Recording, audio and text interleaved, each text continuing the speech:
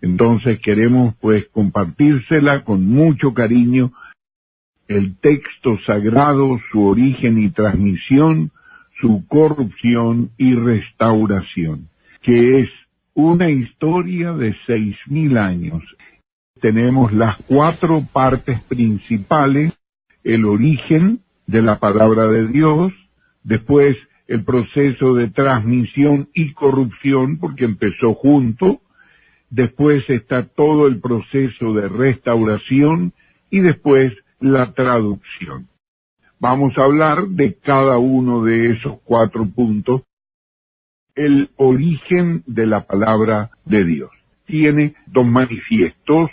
El Viejo Pacto fue escrito en hebreo y arameo del 4000 antes de Cristo hasta el 400 antes de Cristo, y eso está en el libro del Génesis de los cielos y la tierra. Y el Nuevo Pacto, que fue escrito en griego koiné, que quiere decir común, desde más o menos el año 38, hay una buena información arqueológica para el hallazgo de los manuscritos del Evangelio según Marcos, y hasta el 98, que fue el cierre del canon de la Biblia por Juan en el Apocalipsis. De estos no poseemos ninguno de los escritos originales, que se llaman autógrafos. No existe, es extraviano. Entonces, ¿qué tenemos? Tenemos una transmisión manuscrita de ello, y todas las copias de la Biblia fueron hechas a mano hasta la invención de la imprenta. Durante 14 siglos, esta destrucción de los originales surge porque los materiales disponibles para escribir en aquel tiempo eran muy frágiles: la arcilla, el papiro y el pergamino. Particularmente el papiro era quebradizo y no aguantaba mucho. Entonces terminamos entendiendo que lo que tenemos hoy son copias de copias y copias de copias de copias, un proceso de copiado que duró muchos siglos, y que la mayoría de esas copias se extraviaron, se destruyeron. La transmisión que llegó a la imprenta es un documento del Viejo Pacto, pues Antiguo Pacto, Codex Leningradiensis, que es el texto masorético fechado en el 1008 después de Cristo. Ese es el documento que llegó en el texto hebreo. Y después, el Textus Receptus se hizo con 6 documentos del siglo XII. Entonces aquí pues tenemos una cuestión muy frágil comparado con los documentos que se descubrieron y llegaron a la posesión de los eruditos en siglos posteriores. De manera que esto fue pues lo que llegó a la imprenta, y se originó allí la transmisión impresa. De allí, de esa transmisión impresa, estoy hablando de la Edad Media, se hizo la traducción a todas las lenguas vernáculas de Europa: el castellano, el francés, el inglés, el portugués, en fin, todas las lenguas de Europa se nutrieron de esta transmisión impresa, que es el texto masorético por una parte y el Textus Receptus por otra. Esa fue la base textual. Y entonces esa base textual es la base que hoy en día está vigente a través de la versión Reina Valera. Esto es lo primero que tenemos que dar a entender, que esa base textual es una base obsoleta.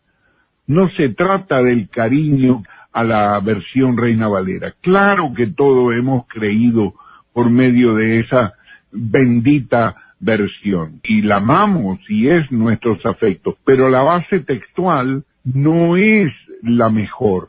Y entonces hoy en día tenemos los descubrimientos arqueológicos del siglo XIX hasta el siglo XXI, porque hoy en día todavía se siguen tanto los descubrimientos, por ejemplo, famosos del Sinaí, con el famoso Códice Sinaítico, allí en el monasterio de Santa Catarina, y los descubrimientos de Qumran, que se hicieron tan tarde como en 1947 hasta 1954, estuvieron sacando documentos. De manera que esto es algo bastante reciente en arqueología.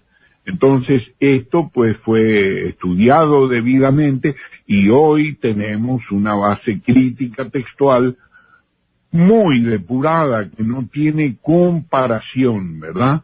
Entonces nosotros tenemos que establecer una comparación entre aquella base textual que no está depurada y la base textual que sí lo está. Estas copias manuscritas presentan diferencias entre sí, tanto en el hebreo como en el griego. Entonces, fíjense ustedes, aquí en el proceso de restauración se puede identificar esto. Y la pregunta que debe estar siempre presente y que debe saberla el lector común, que sea un lector crítico, que pregunte cuál es el texto original del pasaje, dígamelo, cuál es.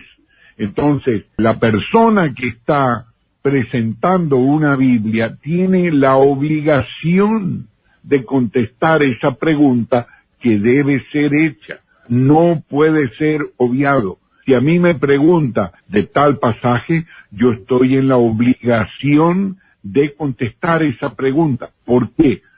Porque para eso soy editor de una sociedad bíblica y tengo obligación de contestarla. Entonces, no puedo decir, no sé, no, eso es así, usted tiene que creer eso. No, señor. ¿Por qué? Bueno, esto sucede por dos circunstancias. Cuando hablo de circunstancias, hablo de realidades, hablo de hechos. Esto no es especulación.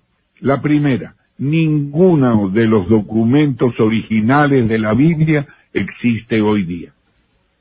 Segundo, las copias existentes difieren una de otra. Tenemos un problema ahí, sí, señor. ¿Ha sido solucionado el problema? En gran parte ha sido solucionado. Esa es la buena noticia, sí. Y lo que queda está siendo solucionado. Por ejemplo, en el texto griego, eso está depurado en un 99% hoy en día. Pero las traducciones antiguas no se benefician de eso. La Biblia hebraica crítica, incluyendo su configuración, su orden y compaginación que presentaba originalmente en los tiempos de la iglesia primitiva, incluyendo eso, ha sido reconstruida en un 20%, aproximadamente, ¿no? En la cuarta edición. De manera que ese proceso de restauración sigue. Para su información, en el nuevo pacto existen no menos de 5.700 documentos con un arquetipo que fue reconstruido al 125 después de Cristo. Y en el caso de la Biblia hebraica crítica, nosotros, porque no hay una contabilización, un catálogo completo en este sentido, pensamos que puede haber unos 6.000 documentos que deben presentar por lo menos 24.000 variantes, por lo menos importantes. Nosotros, para que ustedes tengan una idea, ya vamos llegando, junto con la compaginación, hemos superado las 2.000 variantes, más la compaginación, de manera que la compaginación se relaciona con libros y con capítulos y con versículos de la palabra, O sea que no es solamente ese orden que proponemos nosotros de la Biblia en su formato original que compete solo a los libros, no, también compete a capítulos y a versículos en el orden interno. Muy bien, entonces ahí tenemos que hay que hacer una comparación entre un documento para el antiguo y 6.000 documentos ahora, entre 6 documentos para el nuevo y 5.700 documentos para el nuevo. Obviamente que es un trabajo mucho más depurado y mucho más perfecto. Vamos caminando hacia una perfección. Aquí tenemos, imagínense, del año 1008 después de Cristo, y en el arquetipo del antiguo pacto, del viejo pacto, tenemos del 200 antes de Cristo. De manera que hemos logrado reconstruir 1200 años antes el texto del arquetipo, y en el otro, el siglo XII al 125, por lo menos 1000 años. De manera que hoy en día estamos en posesión de un texto maravillosamente depurado. Tenemos que sentirnos muy contentos con la primera edición, la segunda, la tercera y hoy en día la cuarta, que hemos avanzado muchísimo en las técnicas de traducción gracias a los recursos de la informática también, que interviene para ayudarnos.